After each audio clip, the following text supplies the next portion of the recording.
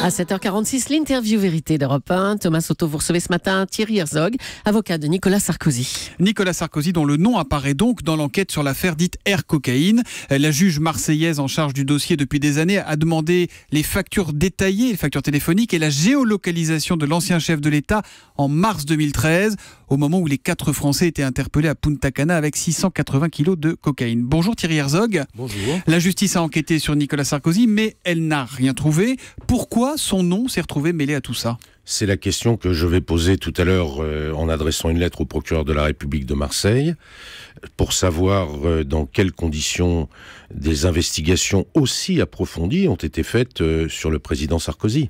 C'est pas neutre, hein, la géolocalisation, les factures détaillées. C'est non seulement pas neutre, c'est une atteinte à l'intimité de la vie privée. Ce sont des mesures coercitives.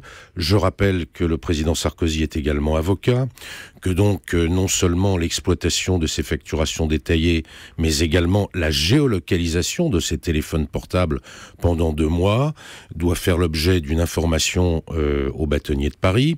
Ça n'a pas été le cas? Il n'a pas été informé, le bâtonnier, à l'époque? Au moment où je vous parle, je n'en sais rien, puisque j'ai découvert cet article hier en lisant le journal du dimanche. Et donc, ce sont des questions que je vais poser. Soyons clairs, est-ce que Nicolas Sarkozy a déjà eu un contact avec les 4 Français interpellés, Pascal Fauré, Bruno Odos, Nicolas Pisapia, Alain Castagni? Il n'a eu aucun contact avec les personnes mises en cause dans cette affaire, mais le prétexte donné pour étudier ces factures détaillées, pour étudier la géolocalisation et pour la mettre en place, serait prétendument celle d'une société d'aviation qui aurait loué des avions. J'imagine. En fait, pour être clair, dans ce même jet qui a été arrêté à Punta Cana, oui.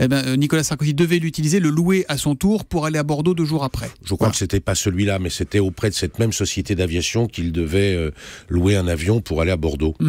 Donc j'imagine que tous les clients de cette société d'aviation ont été soumis au même traitement. C'est ce que je vais demander au procureur de la République. C'est-à-dire que tous les clients se sont vus faire leur fadette, se sont vus être géolocalisés. Christiane Taubira a réagi à cette affaire hier chez nos confrères de BFM TV. Bon, elle dit, voilà, elle était avertie après coup. La juge donc a fait son travail. Après coup. Mais là, il y a c'est normal, l'indépendance de la justice. Bien sûr, l'indépendance de la justice, mais il y a un léger progrès. Je le sais, mais il y a un léger progrès parce que j'ai le souvenir qu'il y a 2 ans, elle avait brandi des rapports qui lui étaient faits, puisque c'est une affaire sensible, et qu'elle avait indiqué que ces rapports lui avaient été cachés. Là, je crois que c'est un progrès. Les rapports lui ont été communiqués, mais elle fait état de plusieurs procédures. Donc, il faut de la clarté, il faut de la transparence, pour employer un mot à la mode. Je vais donc demander que ces rapports nous soient communiqués. Ce que Madame Taubira doit savoir, je suis en droit de pouvoir le savoir également. Est-ce que vous pensez qu'il y a derrière tout ça une volonté politique ? Il y a en tous les cas une volonté de traiter le président Sarkozy différemment des autres citoyens. C'est-à-dire que vous voyez, nous ne demandons pas pour lui un traitement de faveur, je ne demande pas à ce qu'il soit mieux traité qu'un autre, en revanche je n'accepte pas qu'il soit moins bien traité qu'un autre. Vous allez porter plainte? Quelles vont être... Est-ce que vous dites que vous allez écrire au...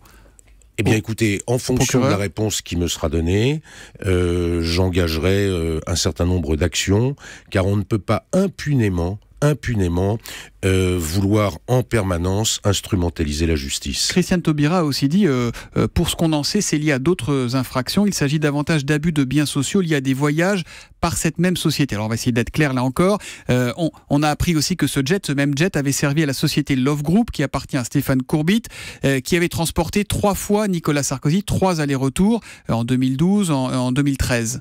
Oui, mais et que c'est peut-être sur des abus de biens sociaux au préjudice de cette société Love Group. Écoutez, laissons la justice suivre son cours. Ces voyages sont sans doute très intéressants pour la justice, mais je fais observer qu'ils sont antérieurs à toutes les investigations qui sont faites, et antérieurs notamment à l'interpellation de l'avion à Punta Cana. Je rappelle que ce qui nous intéresse, ce sont des investigations qui sont faites contre l'ancien chef de l'État de mars 2013 à mars 2014, alors même que ces voyages sont de décembre 2012 et de janvier 2013. C'était le dernier en février 2013. C'est pour tout dire tout à fait hors sujet, mais c'est une façon pour Madame Taubira d'essayer de justifier ce qui n'est pas justifiable. Vous en voulez à la ministre, à la juge ? J'en veux à personne. Je souhaite que dans un état de droit, le droit soit respecté, que les libertés individuelles soient respectées, et encore une fois, que le président Sarkozy soit traité normalement. Ni mieux, Comment il a réagi, ni moins Nicolas bien qu'un Sarkozy, autre. quand il a appris tout ça, Thierry Herzog ? Vous l'avez parlé, j'imagine, depuis hier ? Je l'ai eu au téléphone assez longuement, et je vais le voir tout à l'heure pour envisager avec lui les suites à devoir donner.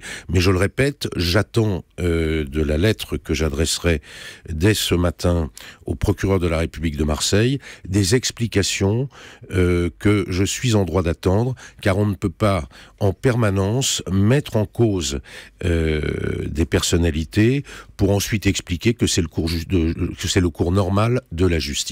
Merci Thierry Herzog d'être venu en direct reçu. ce matin sur Europe 1. Bonne journée. Merci.